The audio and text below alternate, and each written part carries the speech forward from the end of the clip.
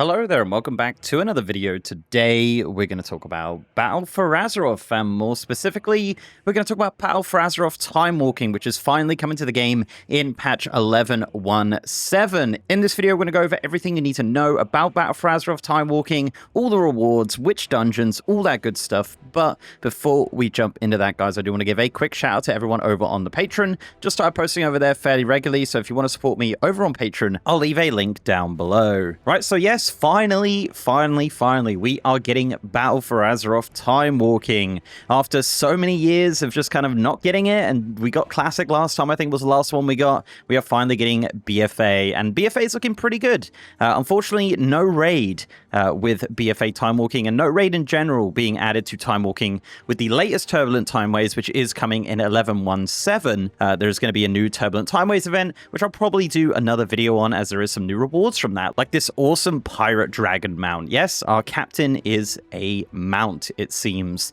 but Battle for Azeroth Timewalking. So, of course, this will join the regular scheduled Timewalking once Turbulent Timeways has completed. As you'd expect with this Timewalking, there will be a reputation buff. So while the event is active, reputation gains from combat and quests for Battle for Azeroth reputations will be increased by 50%. So that's really good if you do have some reps that you still need to catch up on. Now, one thing that is coming in 11.17 that I do want to quickly touch on is the fact that they are increasing the difficulty of Timewalking. Now, I have tested this thoroughly on the PTR, and I'll be honest, it does not seem much different. Maybe a little bit different for lower levels. We did have a level 10 tank in there that was saying they were taking a ton of damage, but for the most part, we did actually get through pretty much every dungeon without any wipes. So I think we had one wipe in King's Rest where we pulled a little bit too much, but beyond that, we basically slammed all of these dungeons, which is a great segue to talk about the dungeons featured. With Battle for Azeroth Timewalking, there are 6 dungeons featured. You will be able to go into a Time Warp version of Atul Dazar, Freehold, King's Rest, Shrine of the Storm, Temple of Sephoralis, and the Waycrest Manor. Now, with this difficulty increase to Timewalking, they have updated the gear in all Timewalking dungeons to Adventurer, where it was previously Explorer track. So, yeah, slightly better. That's equivalent to Heroic Dungeon, so still kind of not relevant for a lot of people, but of course, there will still be the Timewalking quest to do 5 dungeons. Now, more importantly, there are a bunch of brand new rewards for Battle for Azeroth Timewalking. Right, so let's go through some of the vendor items. There's actually tons of vendor items for the BFA vendor. This vendor is called Cherbro, and he's located in Borealis and in Zandalar. So yeah, it is actually the same NPC for both, and it doesn't seem like there's any Horde or Alliance exclusive items in here. So first of all, we have 2 brand new mounts. We have the Reins of the Moonlit Nightsaber and the Reins of the Ivory Savage Mane. Both of these are available to the Alliance and the Horde, and will cost you 5,000 Time Warp badges each. There's also some Transmog ensembles. You have the ensemble Ashfane Smuggler's Attire. Yes, we are finally getting long coats for everybody. This is a great looking set with different variants here when you do get the ensemble with different colors and whatnot. A very cool set for 2,500. You also have the ensemble Bloodsail Smuggler's Attire. Once again, different options for the pants as well, with different colors, which is cool. And that's again 2,500. You have the ensemble Golden Fleet Sailing Garb, which is more of a Zandalari sort of themed item, but again, available to everybody. This also comes with a robe version and a different chest, as you can see there. And there is a similar one in a different color with the same options, and both of those will cost 2,000 Time Warp badges each. Next up, you have a helm. You have the Time Lost Tempest Caller. This is a helm transmog, which is, I believe, the first time we've seen this transmog before, which is cool. I think this item was actually like one of the relics in BFA with Xalatath and things like that. That's 1,000 tender. That is a cosmetic helm, so that's available to everybody. The Fang of Sephoralis as well, which is a one-handed dagger. You have the Blade of the Prophet, which is another one-handed dagger. The Blood Witch Hex Cane, which is a offhand, which actually looks really, really cool. A lot of these items are actually unused appearances from Battle for Azeroth, so they are finally coming in with the Battle for Azeroth vendor. So that's 1,500. You have the Calming Cane, which is slightly different, more of a Zandalari theme there. You have a one-handed mace called the Tide Guard's Blessed Gavel, which is pretty cool looking. You have the Parrot King's Hook Leg as well, which is a one-handed axe. The Witch Hunter's Short Sword, which is a one-handed sword. You have Randunk's Wrench, but there's a lot of different letters and numbers and things like that. I think this is based off of the Tools of the Trade from Battle for Azeroth. Remember that came in very briefly? I think that's what this is based off. I think this is also an unused appearance for a weapon, which is cool, but yeah, a two-handed mace there. We have this two-handed axe, which is very Zandalari themed. A big old sword, which I believe is a recolor of the one from King's Rest, if you warriors remember that, getting that every single season of BFA. You have the Stormcrook of the Faithless, which is a two-handed staff, which looks really great. I like that a lot. You have a two-handed polearm called the Nazmani Blood Drinker.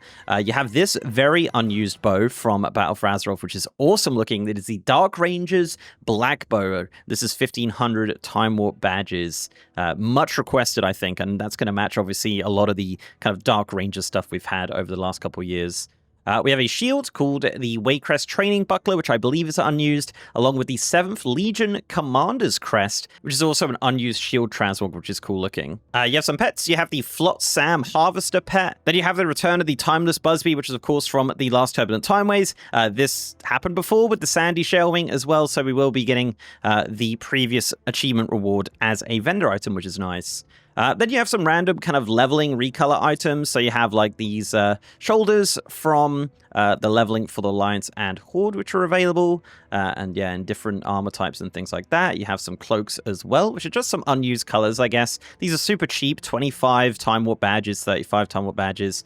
You also have some weapons as well. You have this one-handed axe, which actually has some stats. I don't know why it has stats, but it does. You have this one-handed mace as well. You have the Junkyard Clobber Stick, which is also a one-handed mace. You have the Toll de Gore Pocket Shank, which is a one-handed dagger. The Azerite Carved Ritual Kriss, which is actually really cool. I like the coloration on there, obviously Azerite themed.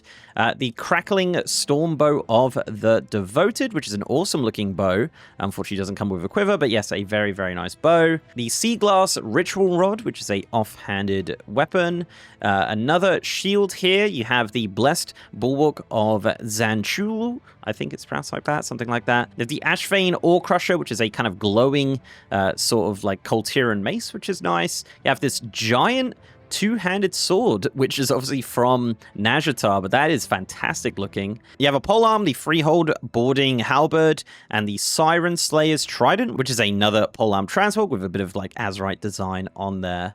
The final weapon is the Pilfered Golden Scepter as well, which is a two-handed staff. So on top of all those cosmetics, we do have some reputation tokens. These will grant 300 reputation each and will cost you 50 Time Warp badges. So for the Battle for Azeroth vendor, you can get reputation with the Champions of Azeroth, the Tortolan Seekers, the Rustbolt Resistance, the Rajani, yes, the Oldham Accord, the Order of the Embers, the Proudmoore Admiralty, the Storm's Wake, the 7th Legion, and the Waveblade Anakoan. Of course, for the Horde, you will have the Horde equivalents of all of those reputations as well, as you'd imagine. But yeah, that is the vendor for BFA, which has some fantastic looking items. And that's it. That is everything you need to know about Battle for Azeroth Timewalking. It's kind of what we expected. I'm a big fan of all of the vendor rewards. I think there's so much good stuff there. Unfortunately, it is kind of expensive, so you will need to save up some of those Time Warp badges. But with Turbulent Timeways returning, you should get a ton of them in the new patch, which is currently scheduled for June 17th. So it's very likely that'll be the day that Battle for Azeroth Timewalking starts, which is, yeah, just over a month from this video. But guys, thank you very much for watching. Let me know down below what you think of Battle for Azeroth Timewalking coming in 11.17. Finally, I'm super excited for it. But if you like this video, guys, please do leave a like on it and subscribe to the channel if you haven't already. If you want to support me outside of YouTube, I'm also on Patreon and I'm on Twitter at MrGMYT, and I have a partner Discord channel as well. And also, I am streaming on twitch.tv/MrGM. If you want to see me stream World of Warcraft, War Within, 11.17 PTR, all that good stuff, over on twitch.tv/MrGM. And with that, guys, I'll see you next time.